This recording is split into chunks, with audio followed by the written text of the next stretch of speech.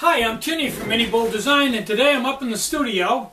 I got my old table out. I dug that out of the factory and brought it in. Still a little cold from being outside. And I pulled down my Osprey Atmos50 pack. And I'm going to start building up my pack for this summer. I actually probably will do some hiking this summer.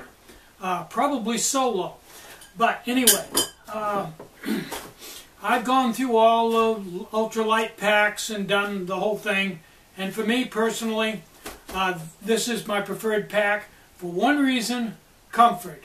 I can muster up the extra energy to carry a little extra weight as long as I'm comfortable, and this pack is with 23 pounds in it, is quite comfortable. The shoulder straps and the waist belt are real good, and you can use the load levelers. It's got everything sternum strap.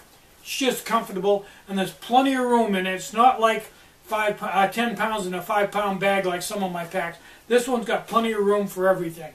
So this is the one I'm going to stay with. Probably the last pack I'll ever own. Okay, question arises, what are we going to put in this pack? Well, I'm not going to do everything today, but I'll do a couple of things and kind of talk about them. Now, I prefer the War Bonnet Blackbird hammock, almost. But there's a couple of things about it that doesn't wear well with me, and one is the fact that the stress line in it hits on my calf. And I thought maybe that was just me, but actually War Bonnet has made another hammock. I can't remember the name of it. Robert showed it to me the other day. And that hammock is longer and is a little bit different. One of the things that's different about it is the no-seam netting on the top zips all the way around 360 degrees. You can take it right off. And the foot box has no-seam netting in it too. So when you take that off, it all comes off in one piece. It zips down around the foot box and back up. And then he has a solid cloth canopy that goes over and zips in place for warmth. That's different, but it's longer, and the foot box is a little different, solely to address the problem of the pressure on the back of my calves. So I may buy one of them and give it a try. It would be nice if somebody owned one and I could just try it out, but I don't know anybody around here, so well, Robert's probably going to buy one. If he does, I'll try it out. If I like it, I'll buy one, because that's my preferred hammock, except for the calf issue. So, what I'm going to use right now, and what I've slept in a few nights, and slept in very well, and I don't have any problem with, and I may just stick with it, is my bridge hammock. This is Jack's Better bridge hammock, and totally different hang from a War Bonnet. It's a bridge hammock, and if you know anything about bridge hammocks, it's totally different, but very comfortable. The last few times I've used it, I've actually fallen asleep fairly quickly and comfortable.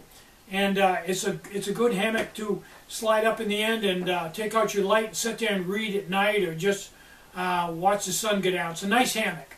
So anyway, that's going to go in my pack. And I think there's a pocket right over here for, these are the spreaders. They go right down in there quite nicely. And that will cinch up. And then I'm going to put this hammock canal right down in the bottom.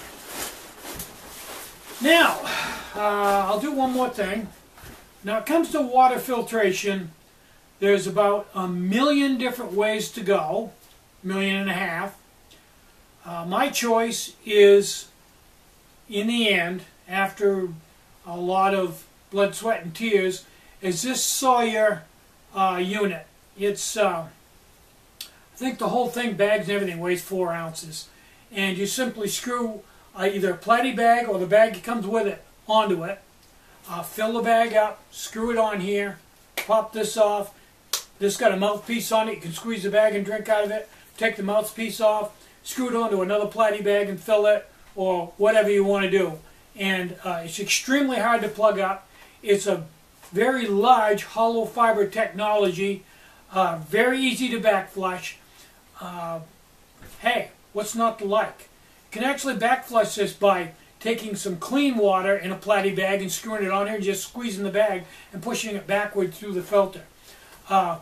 This is the way to go for weight and size. So that's going in my pack, along with the couple platy bags.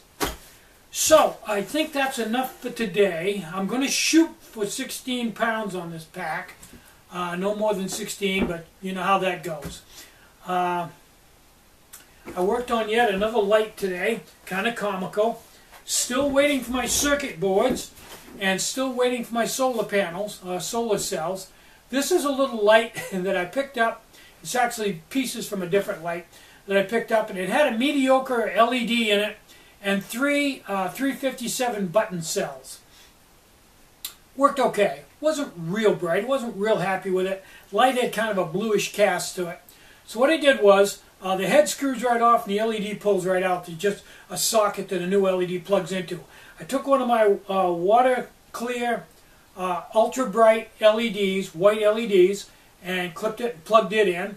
And then I took out the three 357s and put in 6 386s, which are only half as thick, which doubled the voltage, which doubled the light, and the LED doesn't seem to have a problem with it. More voltage, and I think it's drawing less milliamps because it's a higher voltage. But anyway, real nice light. And this doesn't have a jewel thief in it, but this is just a light to carry in my pocket, not to go backpacking with. And I analyzed how I use a light, no different than a jackknife. This light I take out, I turn it on, I'm looking for something. I usually use it for 20-30 seconds to a time, once a day, so it's not a long burn light. What is important is that it's bright. So I've made it a lot brighter, but it's not going to burn. This is probably not going to burn more than an hour, maybe a half an hour. But it's plenty. It'll last me for months, and the batteries are like 3 cents a piece. I buy them in bulk. So anyway, there you have it. Now, if I ever get the circuit boards for the jewel thief, I'm probably going to put those on the website just as a fun thing for you guys that like to solder.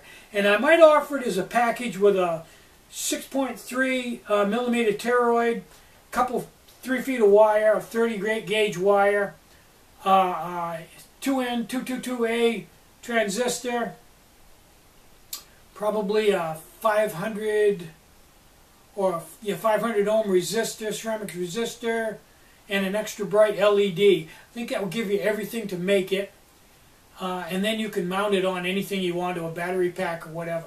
But it'd be a fun thing, and it wouldn't be big money. But anyway, I plan on doing that if I ever get the parts. So, I think that's everything I'm going to do for this video. It's a fairly warm day out. I think it must be around 40 out. But it's overcast. The snow is melting.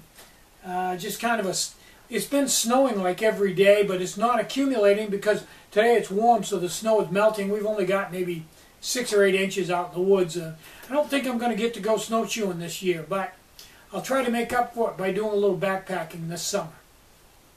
I'm Tinny from minibulldesign. Get out and hike, take a friend, enjoy the great outdoors, and more important than anything, try to have a really great day, and try to take some time out to have a little fun today. You deserve it. Bye-bye.